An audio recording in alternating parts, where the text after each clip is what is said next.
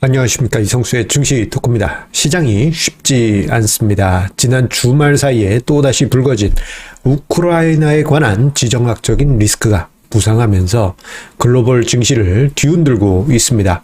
자, 러시아가 우크라이나를 조만간 침공할 것이다라는 그러한 가능성 계속 올라오고 있죠.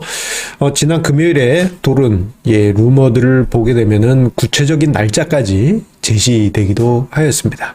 자, 그러다 보니 전 세계 증시가 덜덜 떨고 있는데요. 자, 그런데 지금 이 시점에서 전쟁에 관한 이슈, 이 부분에 관해서 조금 파고 들어가 볼 필요가 있습니다. 자, 어떻게 보면 이 전쟁이라는 재료는 사회적으로는 매우 안 좋은 재료죠. 그런데 주식시장 입장에서는 전쟁이라는 재료가 악재는 아닙니다. 좀 의아하게 들리실 수 있습니다. 자, 그 이유 오늘 증시 토크와 함께 하시기 바라겠습니다. 구독, 좋아요 버튼과 함께 시작하도록 하겠습니다. 자, 러시아의 우크라이나 침공 가능성이 점점 높아지면서 증시에 좋은 재료들이 없는 가운데 시장을 뒤흔들고 있죠. 특히나 미국의 긴축 부담, 긴축 가능성, 긴축 속도, 이게 이제 점점 가속화될 가능성이 높은 이런 상황에서 지정학적 리스크까지 부상하다 보니 글로벌 증시가 모두 휘청휘청거리고 있습니다. 자, 지난 금요일에 미국 증시 낙폭이 제법 컸어요. 그리고 오늘 월요일 아시아권 증시 또한 만만치 않은 흐름, 그리고 우리나라 증시 또한 낙폭이 제법 크게 발생하고 있습니다.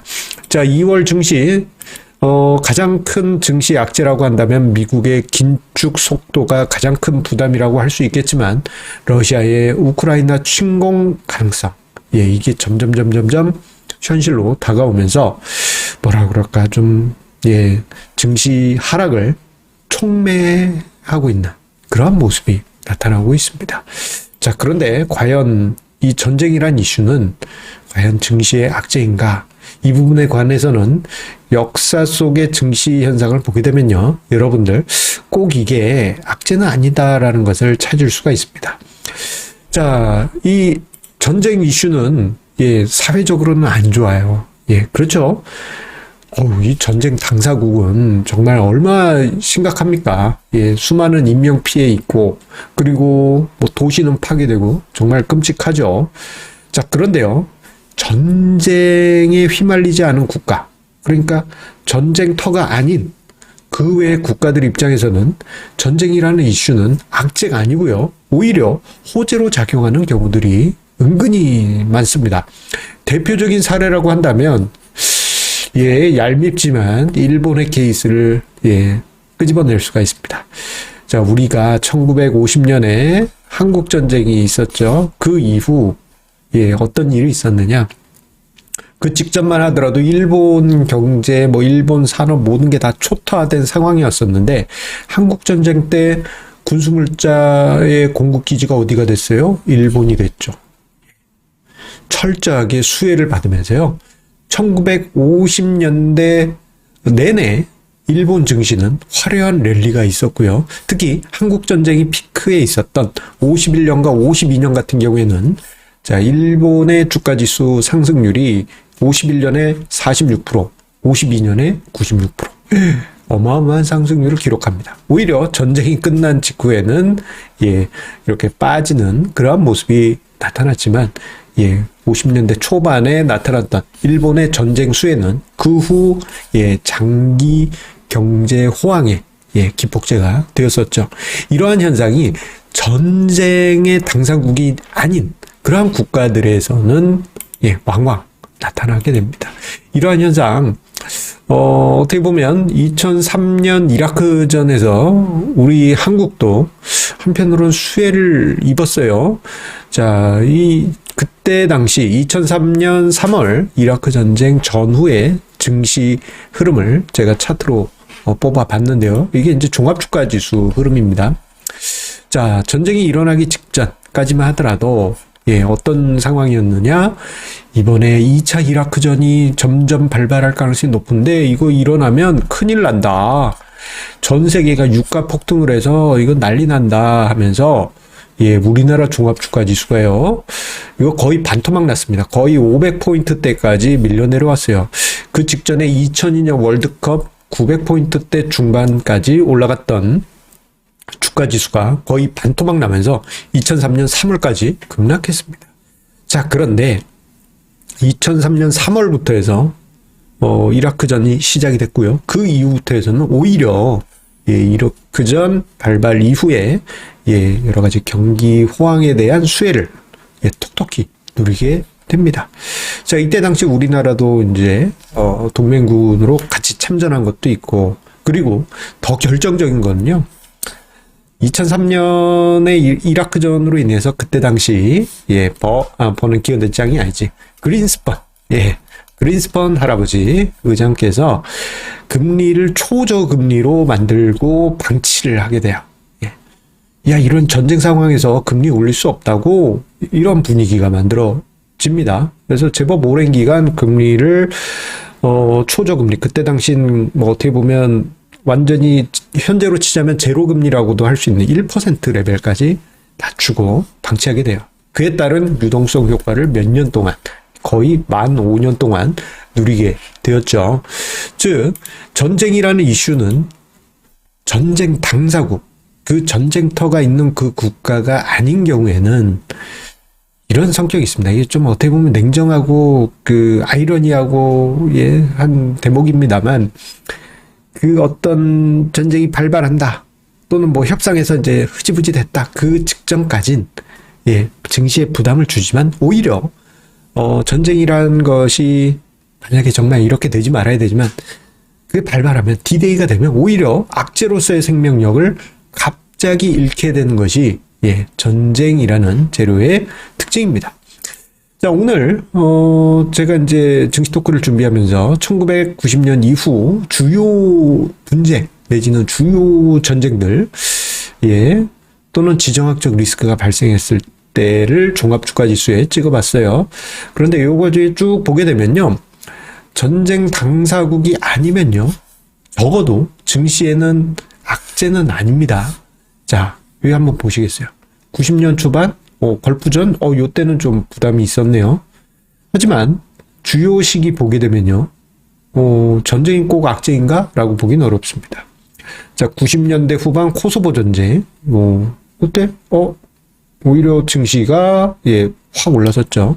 그리고, 2001년, 구땡땡, 그때 이후 단기 랠리 발생했죠. 2003년, 그 이후 5년 랠리, 그리고 2010년대 초반에 아랍의 봄이라고 해서, 여러분들 기억나실지 모르겠습니다만, 아랍 권역 전체적으로 어떤 민주화 운동이 일었는데, 이게 이제 틀어지면서, 뭐 시리아의 여러 가지 안 좋은 상황들, 뭐 중동의 여러 가지 분쟁들이 연이어 발생하게 됩니다. 그 시기 때 증시 나빴느냐? 그렇지는 않았어요. 그리고 2013년 말에서 2014년 초, 이때도 러시아가 이제 좀 시끄러웠죠? 크림반도 이슈 때도 생각해보면 그렇게 큰 증시 영향을 주지는 않았습니다. 자, 그리고 2020년, 그때 6월이었나 그랬던 것 같은데, 이것도 뭐 원시 시대로 치자면 전쟁입니다. 인도하고 중국이 주먹 싸움했죠. 할 말 많습니다만, 그런 일이 있었죠. 국경 분쟁. 자, 그 이후 보게 되면 증시가 하락한 때도 있지만 올라간 때도 은근히 많이 있었고, 그냥 이도저도 아닌 경우들도 많이 있었습니다. 자, 그런데 명확한 건 이게 있어요. 뭐냐면은 주식시장 입장에서 보자면 어떤 그 D-Day, 전쟁이 발발하거나 또는 협상이 잘 돼서 우리 없던 일로 하겠습니다, 뭐 이런 식으로 가거나, 그 어떤 분기점이 되기 직전까지는 심리적인 부담을 가중시키게 됩니다. 어떤 증시 상황이 안 좋다 그러면 이것을 증폭시키는 어떤 촉매 역할을 하게 돼요. 지금 같은 경우도 보면 긴축 이슈로 인해서 시장이 좀 불안불안한데, 우크라이나의 지정학적 리스크가 커지니까 이제 증폭시키고 있지 않습니까? 시장을 조금 더 흔드니 그로 인해 가지고 마진콜이 증가하고 강제청산이 늘어나니까 주식시장이 조금 더 세게 흔들리는, 이러한 모습들 나타나고 있죠. 이러한 효과를 주긴 하지만 어떤 증시 전체에 어떤 큰 부담이 된다고는 보기 어려워요. 오히려 D-Day, 정말 어떤 일이 벌어지거나 아니면 협상이 잘 돼서 긍정적으로 끝나거나 하고 난 다음에는 시장은 오히려 그 직전의 방향과 달리 부담이 사라지면서 시장에 가벼운 몸을 만들게 됩니다. 또는 지금 뭐 러시아 우크라이나 이슈 관련해 가지고 많은 분들의 의견이 엇갈리고 있잖아요. 2월 뭐 정확하게 며칠에 뭐 일 벌어진다, 아니다, 러시아가 함부로 그러지 못한다 등등 여러 가지 이야기들이 있다 보니 어떻게 될지 몰라요. 이 불확실성이 큽니다. 불확실성이 큰 재료예요. 그러다 보니까 뭐 이렇게 될 수도 있죠. 지지부지하게 길어질 수도 있죠. 지금 이런 긴장 상황이. 그런데 이렇게 점점점 어떤 긴장 상황이 길어지게 되면요, 뭐 간간히 부담 요인이 발생하는 어떠한 이슈들, 뭐 누가 뭐라고 했다더라 하면서 뭐 이런 식으로 상황이 발생될 수는 있지만, 하지만 요 재료들은 점점점 뭐랄까 이 내성을 갖게 되면서 잊혀지는 재료가 되어갈 것입니다. 이건 어떻게 보면 금융시장에 냉정하고 어떻게 보면 좀 뭐라 그럴까요? 인간적이지 않은 부분이긴 합니다만, 이러한 부분을 우리 생각하면서 좀 시장을 너무 전쟁 때문에 이건 너무 안 좋다라고 생각하시기보다는 한편으론 이게 꼭 악재는 아니다라는 점을 기억을 해주시기 바라겠습니다. 자, 한 가지 공지 안내 드리고 마치도록 하겠습니다. 자, 105차 정기 세미나가 다음 주 금요일입니다. 2월 25일 금요일에 예정되어 있습니다. 자, 올해 초에 이야기 드린 것처럼 홀수달 1357 이렇게 삐리리 홀수달에는 이제 프로젝트 참여하시는 회원 전용으로 시크릿 줌 세미나로 진행되고요. 이번 짝수달이잖아요. 2월 달은 유튜브 라이브로 진행이 됩니다. 자, 우리 애청자님들 그리고 구독자님들 2월 25일 저녁 7시에 유튜브 라이브로 진행이 되니까요. 자, 많은 관심 가져주시고, 그리고 댓글 최상단에 저희 카페에 공지 글들 있으니까요. 한 번 정도 이렇게 읽어주시고, 이렇게 응원하는 방법이 있구나, 이런 거 한번 좀 봐주시면 고맙겠습니다. 자, 그러면 여러분들 힘든 시기지만 조금 더 힘내시고요. 좀 낙폭이 깊기만 합니다. 하지만 한편으로는 좀 시간이 지나면은 뭐 그러려니하게 보게 되는 그 날이 오게 될 겁니다. 자, 증시 토크 여기서 마치도록 하겠습니다. 뭐 요즘 좀 안 좋은 얘기만 드리고 있는데 지나고 나면 뭐 이 또한 곧 지나갈 일입니다. 사실 힘내십시오. 화이팅! 감사합니다.